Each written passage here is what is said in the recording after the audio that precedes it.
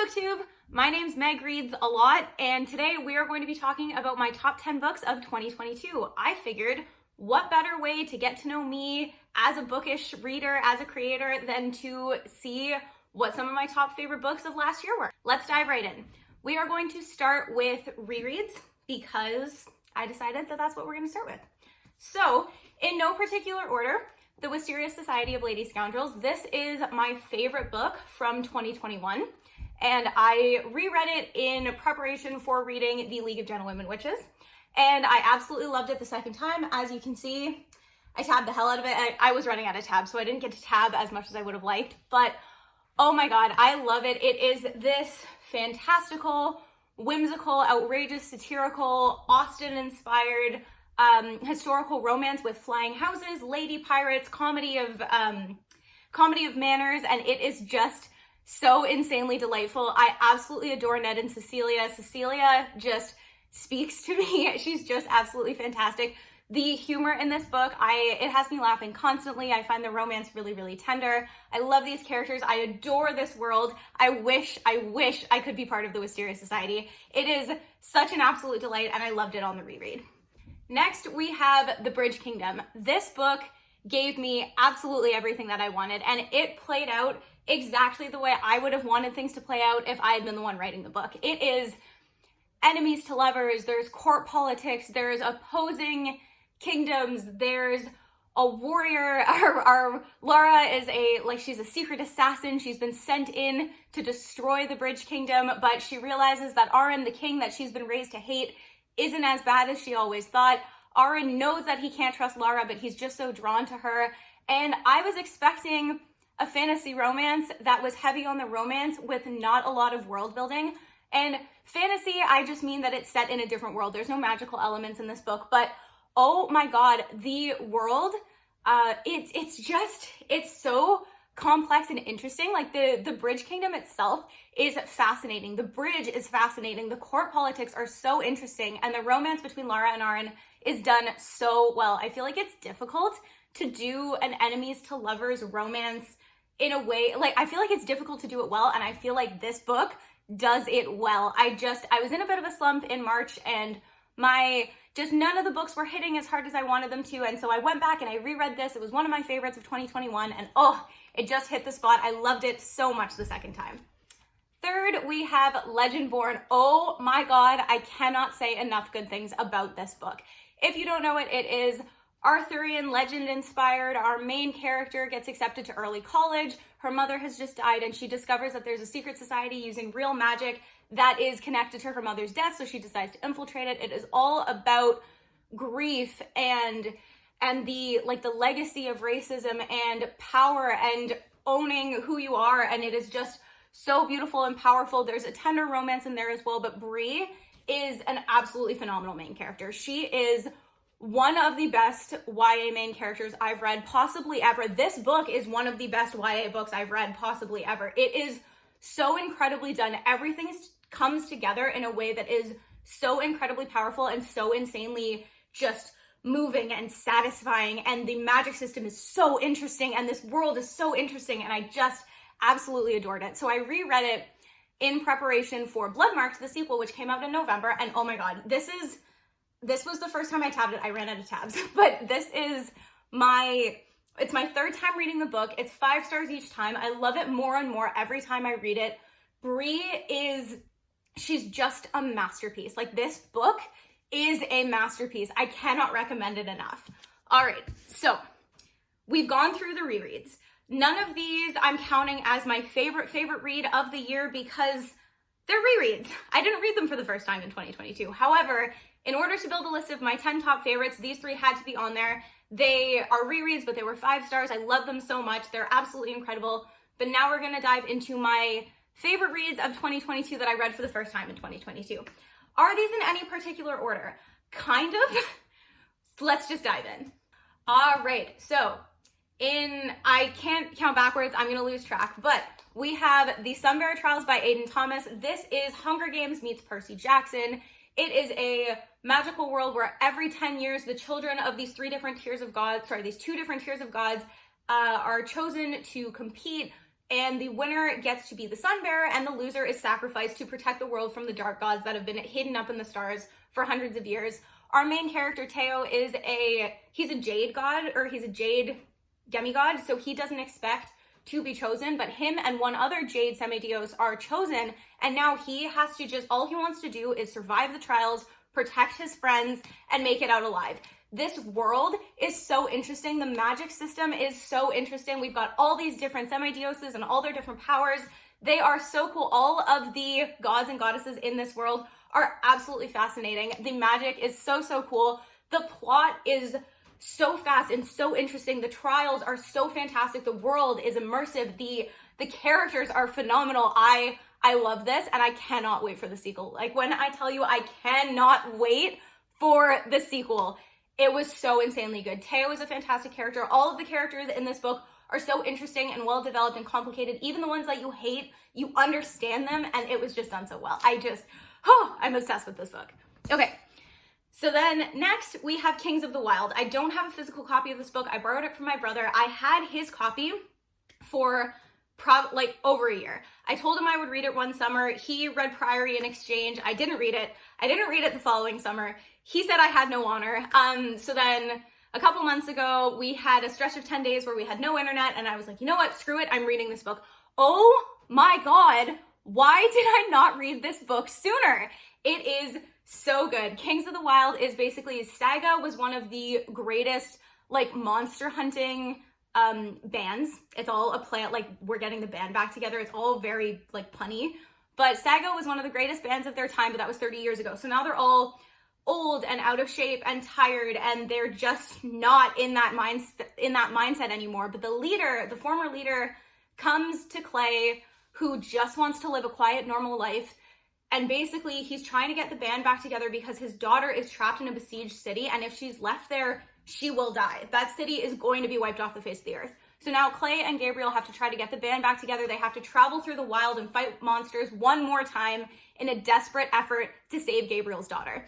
It is wild. This book is so fucking funny, and yet the world is really, really well done. I found all the characters really interesting. The monsters are really, really cool. There's politics at play, but really it was so funny, and Clay is such an incredible character. He is so grounded, and he's just good. He's just a good person, and he's just, I don't know, it was seriously phenomenal. I laughed so much. I was so emotionally invested.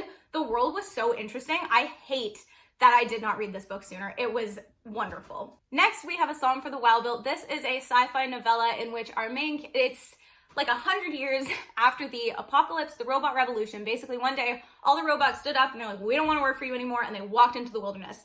So mankind has learned to work without robots. Half the world belongs to us, half the world belongs to nature, and our main character is a traveling tea monk who is just trying to find their purpose.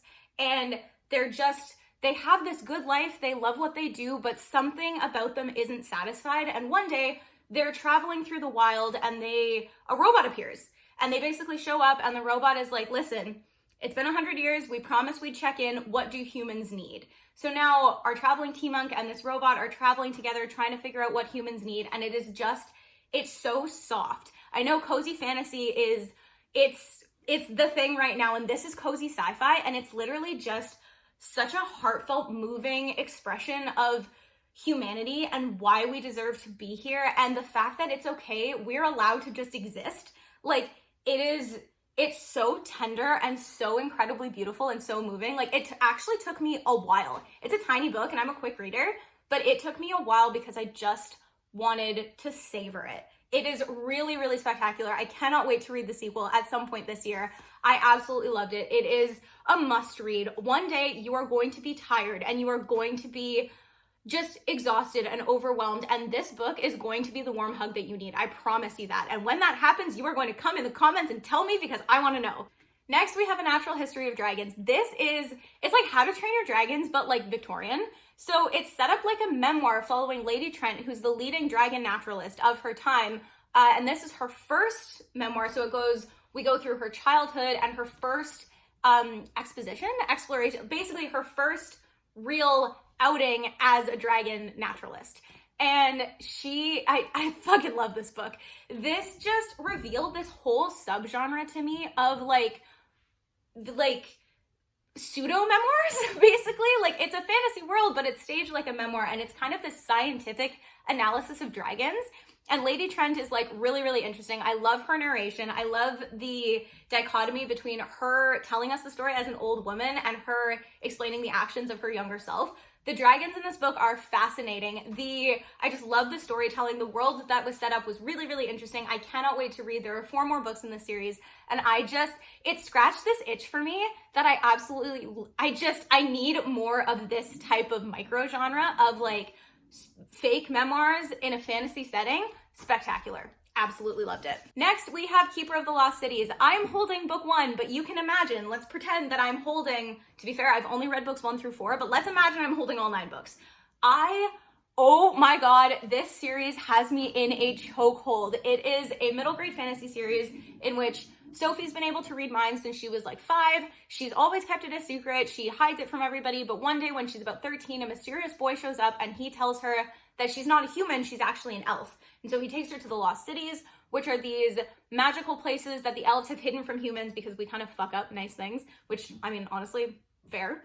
And Sophie discovers that she's been secretly genetically engineered and she doesn't know why. There are these secret organizations hidden in elf society. No one can read her mind. She's got all these powers that are locked up inside her, all these secrets, and so many different people are manipulating her and trying to get things from her. And it's so interesting. There's a magic school. All of Sophie's friends have different powers. It's so good. This whole series is phenomenal. If you are looking for, they're thicker. Like, this is the thinnest one and they get really big, but they are these incredibly immersive middle grade fantasy books that are ridiculously fast paced. Like, they are nonstop. The characters are fantastic. Sophie's friend group is incredible. You've got awesome adult role models. There are also a bunch of adults that like I do not trust. And like, I'm 4 books in and some of them haven't done anything wrong yet, but I am suspicious constantly. But you've got this great depiction of these really wonderful kids and this friend group. You've got awesome magic. You've got a magic school setting. You've got these crazy mysteries and politics and scheming. You've got Sophie, who's supposed to be a bridge between the elves and the humans. Elves are presented as this like perfect society, but Sophie's there to see kind of the cracks that are forming. Oh my God, I genuinely find this series absolutely incredible. Like, I'm obsessed. I will read books 5 through 9 in 2023, and they will probably also be on my top books of 2023, but we shall see. Anyway, I absolutely love, like, I could not recommend this series enough. Also, I should probably let you know that this is my 3rd favorite book of 2023. We are almost through the list. Thank you for listening so far. And now we are in the top 2. This series is fucking phenomenal. Next, we have A Very Secret Society of Irregular Witches. This is it's a contemporary it's a rom-com romance, and it's witchy. So our main character, Mika, is part of the Very Secret Society of Irregular Witches, and the way magic works in this world, the more witches are congregated together, the more magic gravitates and the more likely it is that they are going to be discovered. So witches are not allowed to spend time together. So Mika has spent her entire life really isolated and alone. She has a YouTube channel where she does witchy things, like pretending to be a witch. And she gets discovered by this small family hidden out in the country, and they recruit her, and she realizes that they want her to raise 3 witches that have all been raised together. And she has to go against the society in order to do this, but she sees this wonderful, cozy, found family that exists here, and she realizes that if she's willing to take this risk, she might actually get everything that she's never had. It is a warm hug. The romance, you've got Grumpy Sunshine, I think his name is Jamie. I honestly don't remember, but I think his name is Jamie, and he's a grumpy librarian, like hardcore protective, like father figure to the girls. And Mika is this ray of sunshine, beautiful witch, and their romance is super lovely. The relationship that Mika develops with the girls is absolutely spectacular. The whole community that lives at this house is phenomenal. This book has found family out the ass. Like, it is so good. It's a warm hug. It's set around Christmas time, so it's got this really cozy, wintry vibe, and it's got this beautiful romance. It's got this wonderful found family vibe. It's got this feeling of community and warmth, and it's just very, very cozy and absolutely delightful. I loved it. I need to reread it, honestly. I read it back in August, and I will probably read it before spring comes around because it's something that I feel like I'm going to need within the next little bit. Just absolutely phenomenal. I would highly, highly recommend, if you are a fan of witchy rom-coms with found family vibes. This does it right. It is so insanely good. All right, folks, it is time for my top read of 2022. Are you ready? Are you ready? Are you ready? Okay, here we are. The League of Gentlewomen Witches. So we started this video with the Wisteria Society of Lady Scoundrels, which was my favorite read of 2021. And the League of Gentlewomen Witches is the next book in the Dangerous Damsels trilogy, and it is my absolute favorite book of 2022. In the first book, we discover the Wisteria Society of Lady Scoundrels, which is a group of lady pirates who captain flying houses. And in this, we learn about the League of Gentlewomen Witches, who, of course, do not actually exist. But if they did, they would use the same flying spell in order to levitate things. And in this book, Charlotte, an alleged witch, has to team up with Alex, a pirate, so that they can steal like a mystical amulet. It's enemies to lovers. They're both holding each other hostage. She's a lover of books. She uses books as a way to teach her how to interact with society and how to interact with people in the real world. And Alex is just this grumpy, disgruntled pirate who doesn't want to connect with people, and they just can't help but be drawn to each other. I actually can't put into words why this book is so insanely fantastic. It is hilarious. The Wisteria Society is fucking hilarious. The League of Gentlewomen Witches is fascinating and very funny, but also like kind of nefarious.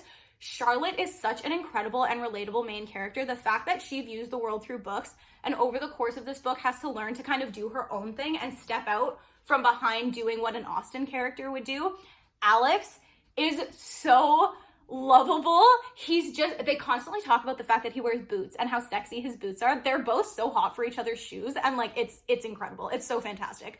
But these two characters are the loves of my life. The plot is absolutely outrageous. The flying houses, the pirates, there's actually two beds, but we're gonna pretend there's only one bed because we want to sleep together trope. Like, it is just spectacular. It's funny, it's outrageous. You've got crazy, crazy characters. You've got absolutely insane scenarios. You've got parodies, you've got comedy of manners, you've got making fun of Austen tropes. It is so insanely good. And the big thing with this book is that a lot of the other books on this list I would not have read if not for Wisteria Society and League of Gentlewomen Witches. This Dangerous Damsels series has introduced me to fantastical historical romance, and that is the love of my life. But A Very Secret Society of Irregular Witches, A Natural History of Dragons, A Psalm for the Wild Build, I would not have read any of those if not for this series. And I love Wisteria Society. Read it twice, 5 stars both times. League of Gentlewomen Witches, I love even more. There is something about Alex and Charlotte that just speaks to me, and when I tell you that I will not rest until I have a Secret Service of Tea and Treason in my hand in April, y'all, I'm exhausted. I haven't rested since March, and I will not rest until April. But I fucking love this book. Anyways. Oh my god. I almost fell over. Riley, edit this part out. Ooh.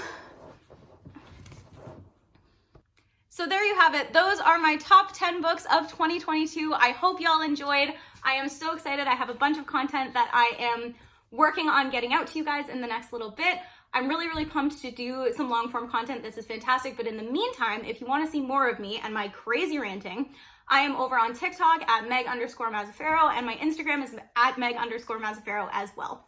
All right, thank you so much for listening. I am so excited to chat soon, and happy reading. Ooh.